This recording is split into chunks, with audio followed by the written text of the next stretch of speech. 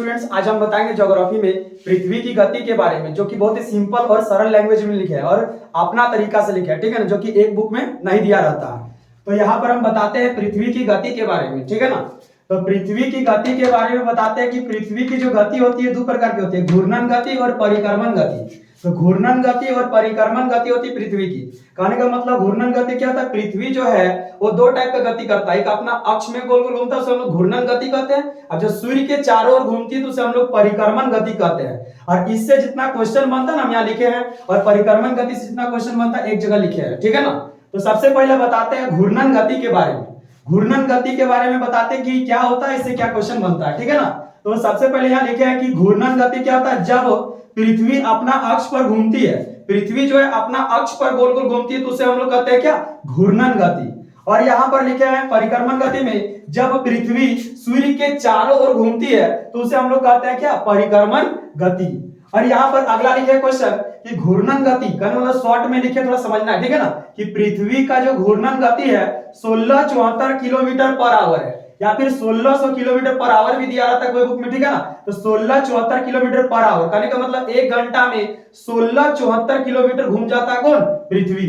आगे लिखे हैं पृथ्वी का परिक्रमण गति। परिक्रमण गति कितना है, 29.8 किलोमीटर पर सेकंड। मतलब कहने का मतलब पृथ्वी जो परिक्रमा करती है ना, तो एक सेकंड में सोचो 29 किलोमीटर, 29.8 किलोमीटर आगे चल जाती है, या फिर 1 लाख किलोमीटर पर आवर, मतलब एक घंटा में 1 लाख किलोमीटर आगे चल जाती है कौन, पृथ्वी, परिक्रमण गति।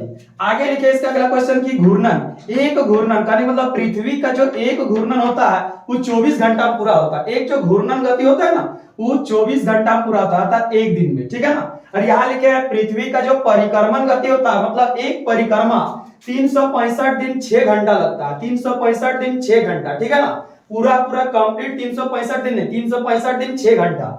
लेकिन यहाँ पर एक थोड़ा बात है कि समझना है यहाँ पर कि 365 दिन में 6 घंटा को जो है ना हम लोग लेकिन एक वर्ष में 365 दिन ही मानते हैं, और जो 6 घंटा होता है ना वो प्रत्येक 4 वर्ष में जो होता है हम लोग एक दिन बढ़ा देते हैं। कहने का मतलब जो लीप ईयर होता है उसको हम लोग 366 दिन कर देते हैं, इसलिए कहते हैं कि लीप ईयर 366 दिन का होता है। यहाँ रीजन वही है कि 6 घंटा जो अतिरिक्त होता है ना उसको हम लोग 4 साल में जोड़ते हैं, ठीक है ना। अगला पॉइंट यहाँ पर लिखे हैं कि पृथ्वी एक देशांतर, जैसे देशांतर होता है ना, देशांतर, तो 1 डिग्री देशांतर घूमने में उसको 4 मिनट लगता है, और पृथ्वी का 1 डिग्री देशांतर के बीच की दूरी भी होता है 111 किलोमीटर। कहने का मतलब 111 किलोमीटर घूम जाता है 4 मिनट में, पृथ्वी का जो घूर्णन गति है, ठीक है ना। और आगे लिखे पृथ्वी का जो घूर्णन गति है, ये घूर्णन गति होता है पश्चिम से पूर्व, एक एग्जाम में आ चुका है, हम लिखे भी है, ठीक है ना। पृथ्वी का जो घूर्णन गति है वो पश्चिम से पूर्व, कहने का मतलब इस तरफ पश्चिम से पूर्व घूमती है, पूर्व से पश्चिम की पश्चिम से पूर्व, तो पश्चिम से पूर्व याद रखना, ठीक है ना इस क्वेश्चन को। अगला इसमें लिखे हैं कि पृथ्वी का जो परिक्रमण गति होता है, पृथ्वी का परिक्रमण गति के कारण क्या होता है, और यहाँ पर घूर्णन गति के कारण क्या होता है, ये भी एक एग्जाम में क्वेश्चन आ चुका है, ठीक है ना। दिन रात किसके कारण होता है, ठीक है ना, ये 7th जेपीएससी में क्वेश्चन आया, ये क्वेश्चन तो कि घूर्णन गति के कारण क्या होता है। तो घूर्णन गति के कारण दिन रात होता है, मतलब पृथ्वी जब घूमती है ना अपना अक्ष में गोल गोल तो वहां से क्या होता है, दिन रात आता है, ठीक है ना। तो दिन रात किसके कारण होता है, घूर्णन की परिक्रमण, तो याद रखना क्या, घूर्णन गति के कारण दिन रात होता है। फिर लिखे क्या, ज्वार भाटा। ये ज्वार भाटा क्या होता है, समुद्र का पानी जो ऊपर उठता है उसे हम लोग ज्वार कहते हैं, ठीक है ना, नीचे गिरती है तो भाटा, वो भी इसी के कारण होता है, घूर्णन गति के कारण, ठीक है ना। और यहाँ नोट करके लिखे हैं अमावस्या और पूर्णिमा जो दिन होता है उस दिन हम लोग का बृहद ज्वार भाटा आता है, मतलब थोड़ा विशेष ऊंचाई तक उठती है। तो बृहद ज्वार भाटा कब आती है, अमावस्या और पूर्णिमा को, ठीक है ना। और यहाँ लिखे परिक्रमण गति के कारण, मतलब पृथ्वी परिक्रमा करती है तो उसके कारण क्या होता है, क्या क्वेश्चन बनता है, तो ऋतु परिवर्तन होता है। जब परिक्रमा करेगा तो कभी ठंडा कभी बरसात गर्मी आएगा, तो हम लोग याद रखना कि परिक्रमण गति के कारण ऋतु परिवर्तन होता है, या दिन रात में अंतर उत्पन्न होता है। दिन रात नहीं लिखे है, दिन रात में अंतर उत्पन्न होता है, कहने का मतलब दिन कभी बड़ा कभी दिन छोटा, ठीक है ना, रात बड़ा, ये सब किसके कारण होता है, परिक्रमण गति के कारण होता है। तो यहां तक क्वेश्चन सुनना है। इसके बाद इधर हम लिखे क्वेश्चन, इधर हम बताते हैं परिक्रमण गति के कारण और भी थोड़ा इफेक्ट पड़ता है, और ये जो क्वेश्चन लिखे हैं बहुत ही वीवीआई क्वेश्चन, ये जो क्वेश्चन बताए हैं, ठीक है ना, इसको ध्यान से समझना है। ये क्वेश्चन तो अक्सर एग्जाम में रहता ही रहता है, और यहाँ पर समझना है कि परिक्रमण गति, परिक्रमण गति के कारण क्या होता है, सूर्य और पृथ्वी का कभी क्या होता है, मिनिमम डिस्टेंस होता है, कहने का मतलब कम दूरी होता है। और अधिक दूरी होता है। तो सबसे कम दूरी, सिंपल लैंग्वेज समझना कि सूर्य और पृथ्वी के बीच कम दूरी कब होता है? 3 जनवरी को। 3 जनवरी को सूर्य पृथ्वी के बीच बहुत कम डिस्टेंस होता है, 3 जनवरी को। और इस घटना को इतिहास में हम लोग कहते हैं, भूगोल में उपसोर कहते हैं, उपसोर, ठीक है ना। और सूर्य और पृथ्वी के बीच अधिक दूरी होता है 4 जुलाई को, और 4 जुलाई को पृथ्वी और सूर्य के बीच अधिक दूरी होता है। इस घटना को अपसोर कहते हैं, ठीक है ना।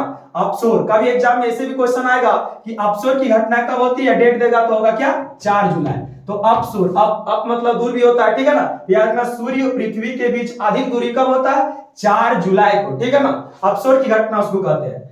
और यहां पर समझना, किसी को कंफ्यूजन भी हो जाता है क्या कि जब 3 जनवरी को यहां पर सूर्य पृथ्वी कम दूरी है तो यहां पर गर्मी लगना चाहिए, और जब अधिक दूरी है तो यहां ठंडा लगना चाहिए। जबकि हम लोग का जनवरी का महीना में गर्मी ठंडा लगता है, जुलाई में गर्मी लगता है। तो इस चीज को भी क्लियर कराते हैं, समझना है, ठीक है ना।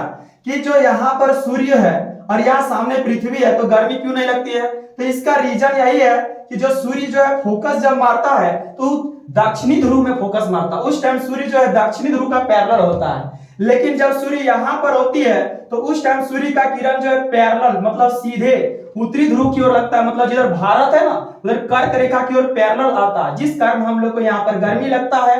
और इस टाइम हम लोग को क्या लगता है? ठंडा, क्योंकि सूर्य का किरण डायरेक्ट नहीं आता है हम लोग को। इसलिए यहाँ पर हम बोल रहे हैं क्या, यहाँ पर हम लोग का लगता है क्या? ठंडा लगता है, डायरेक्ट नहीं आने के कारण। लेकिन बहुत जगह क्या होता है, सिंपल लैंग्वेज में कोई याद कर लेता है, गलत भी याद कर लेता है कि सामने होने पर गर्मी लगता है, दूर होने पर क्या लगता है? ठंडा लगता है, जो कि ऐसा बात नहीं है। यहाँ लिखा भी है 4 जुलाई, 3 जनवरी, ठीक है ना। तो यहाँ सिंपल में और एक बार बताते हैं, सूर्य और पृथ्वी के बीच कम दूरी 3 जनवरी को होता है और अधिक दूरी 4 जुलाई को होता है, ठीक है ना। अगला बताते नीचे, इस क्वेश्चन को समझना।